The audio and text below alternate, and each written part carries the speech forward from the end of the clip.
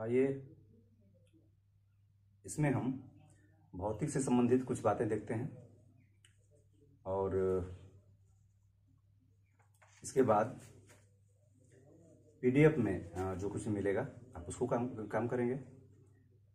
इससे भी संबंधित कुछ बातें अगर छूट जाएंगी तो हो सकता है पीडीएफ में डाल दिया जाए। नहीं, कुछ देर पहले भौतिक से संबंधित कुछ चीजें ज्ञात करते हैं। भौतिक जिसका पिता, ऐसे तो विद्वानों का एक मत नहीं है, लेकिन सामान्यतः भौतिक का पिता न्यूटन को ही कहा जाता है। न्यूटन, जिनका जन्म लिंकनशायर ब्रिटेन में हुआ था, 17वीं शताब्दी में हुआ था, वो अपने कई कार्यों के लिए जाने गए। न्यूटन के कार्यों में गति का नियम, जो कि उनकी पुस्तक प्रिंसिपिया में प्रकाशित हुई, जो कि 1687 में प्रकाशित हुई थी। गति के तीनों नियम उनके हैं उसमें। इसके बाद इनके प्रकाश संबंधी नियम है, जो कि लिख दे रहा है यहाँ पर। न्यूटन से संबंधित कुछ चीजें आप देख रहे हैं, जिनको कि भौतिक का पिता कहते हैं। और जो प्रिंसिपिया में प्रकाशित हुई तो गति के नियम थे, और जो प्रकाश संबंधी उनके कुछ नियम है, प्रकाश संबंधी उनके कुछ खोजें हैं या आविष्कार हैं, वह ऑप्टिक्स नाम के पुस्तक में प्रकाशित हुई थी। ऑप्टिक्स में उन्होंने बताया है कि प्रकाश में 7 रंग होते हैं, सूर्य के प्रकाश में 7 रंग होते हैं। ये न्यूटन नहीं बताया। इसके बाद गुरुत्वाकर्षण का नियम आप जानते हैं, ग्रेविटी के विषय में उन्होंने ही बताया।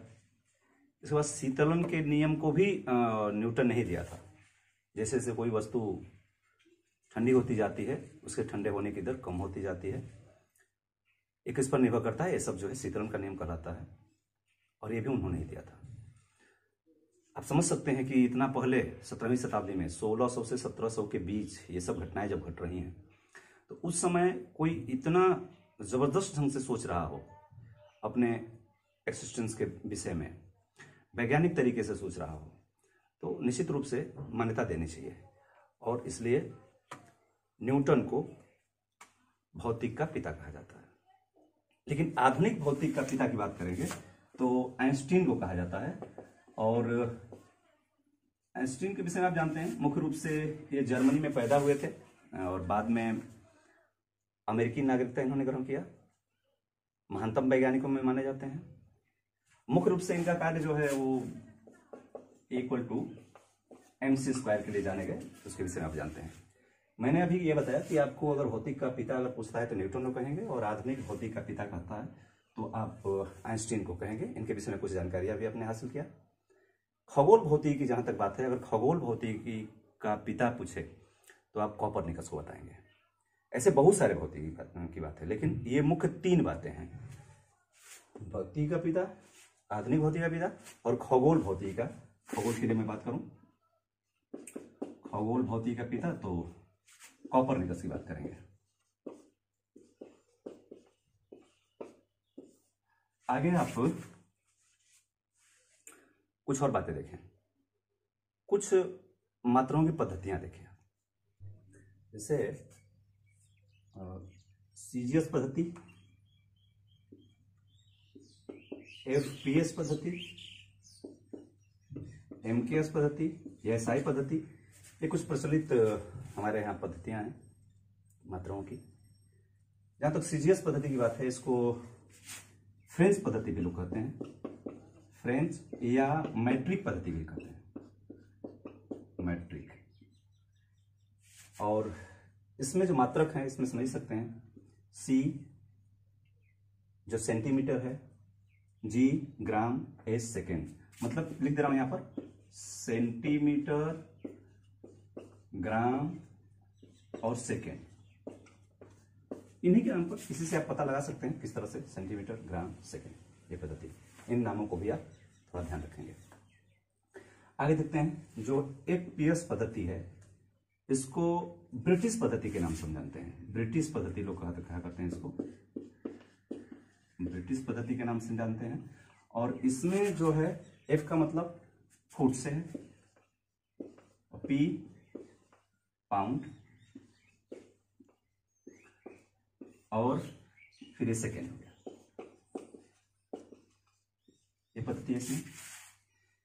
एमकेएस पद्धति जो है, जहां तक इसमें पढ़ ही पा रहे हैं, metre kilogram second, metre KG या किलोग्राम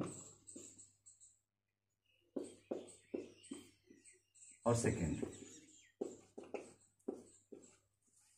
और जो एसआई पद्धति है, लोग इसी का सुधरा हुआ रूप कहते हैं। एमकेएस पद्धति का सुधरा हुआ रूप एसआई पद्धति को कहते हैं। ये जो इंटरनेशनल पद्धति है, इसकी शुरुआत जो हुई थी ये 1971 में हुई थी। हालांकि 60 में इसको मान्यता मिला था, लेकिन 1971 में इसकी शुरुआत हुई थी। तो ये आपने कुछ देखा, जो पद्धतियां हैं हमारे मापन की प्रचलित हैं, उनके विषय में कैसे हैं, उनके विषय में थोड़ा सा देख लेंगे। कुछ और बातें करते हैं इसमें। भौतिक राशियों के बीमी सूत्रों के विषय में कुछ बातें करते हैं। जो भौतिक राशियों के बीमी सूत्र हैं, उनकी बातें करते हैं। इसको बल्कि मिटा दे रहा हूं।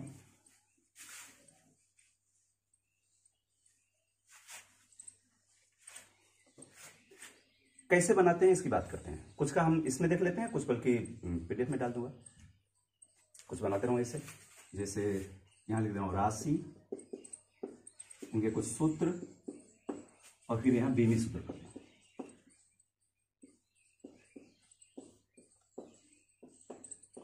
इसमें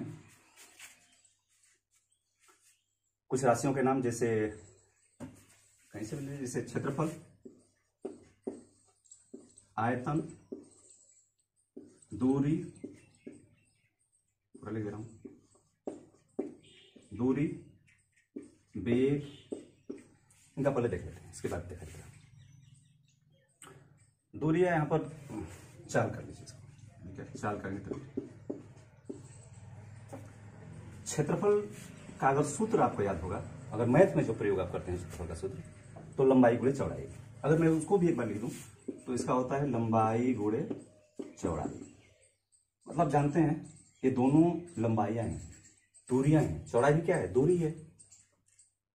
तो दूरी का मीटर होता है या एल होता है, लंबाई है, उसी को लंबाई कर सकते हैं। इन दोनों को मैं लिख सकता हूं एल इंटू एल, इसलिए बीमी सूत्र हो सकता है एल स्क्वायर। एल स्क्वायर हो गया।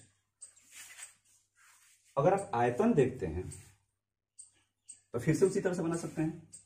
आयतन का सामान्यतः तो सूत्र आप लिखते हैं लंबाई गुणे चौड़ाई गुणे ऊंचाई, लेकिन फिर बात तो वही है, ये सभी तो लंबाइयां ही हैं, इसलिए इसको आप एक ही बार लिख सकता हूं L into L into L.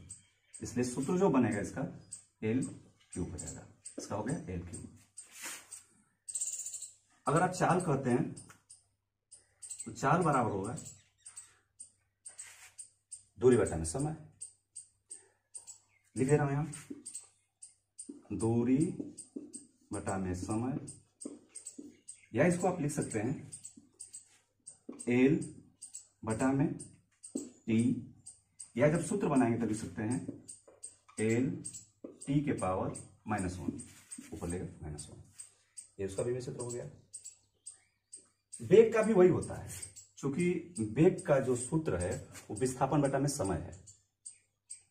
जब इसको लिखेंगे विस्थापन बटा में समय, वेग के लिए लिख दे रहा हूं विस्थापन बटा में समय।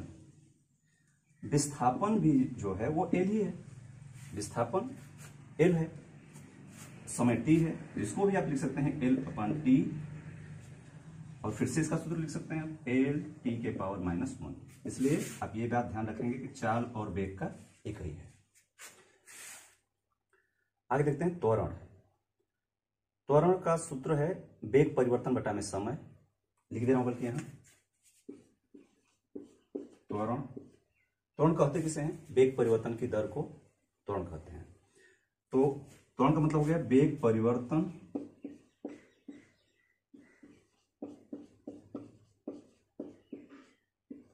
बटा में समय। कैसे बना लेंगे आप, वेग परिवर्तन, वेग का देख ही रहे हैं, वेग का जो है एल टी के पावर -1, उसको लिख दीजिए आप। लिख दे रहा हूं एक बार, इसको कोष्टक में बना दे रहा हूं, एल टी के पावर -1 ये हो गया, और बटा में समय का टी हो गया। अब इसको अगर आप बेमी सूत्र लिख रहे हैं पूरा कर दीजिए आप। एल टी के पावर -2 हो गया, ये त्वरण का हो गया। आगे देखते हैं बल। बल का सूत्र होता है द्रव्यमान गुणे त्वरण। एक आधा और देख लीजिए फिर छोड़ दूंगा। बल सूत्र होता है द्रव्यमान गुणे त्वरण। चूंकि त्वरण का तो आपने देख ही लिया है, त्वरण का है, और द्रव्यमान का एम होता है, कोई दिक्कत ही नहीं है, इसलिए आप एम लगा करके त्वरण के सूत्र को लिख दीजिए, हो गया है। यहां पर लिख सकते हैं आप एम एल टी के पावर -2। इसके बाद एक आध और जगह है तो आप देख लीजिए। कार्य, कार्य बराबर होता है बल गुणे विस्थापन। कार्य का होता है बल गुणे विस्थापन। बल का आपके पास है एम एल टी के पावर -2, लिख दे रहा हूं उसी तरह से, उसमें फिर से लिख दे रहा हूं एम एल टी के पावर -2। इसका हो गया बल का, गुणे विस्थापन है। विस्थापन भी दूरी ही है, इसका मतलब कि एल ही है। विस्थापन भी दूरी है, इसका मतलब क्या है, एल है। लिख दे रहा हूं एल, कोई दिक्कत नहीं, आराम से समझते जाइए। और इसके बाद इसी का सूत्र बना दीजिए आप। अब क्या हो गया, एम एल, एल हो गया स्क्वायर, एल इंटू एल हो गया स्क्वायर, और फिर इसके बाद टी के पावर -2, टी के पावर -2, ये हो गया। बल्कि इसको छोड़ दे रहा हूं, और जो कुछ बाकी है 10-5 और पीडीएफ में सेट के साथ ही डाल दिया जा रहा है। आप इसको समझेंगे फिर अगले वीडियो में।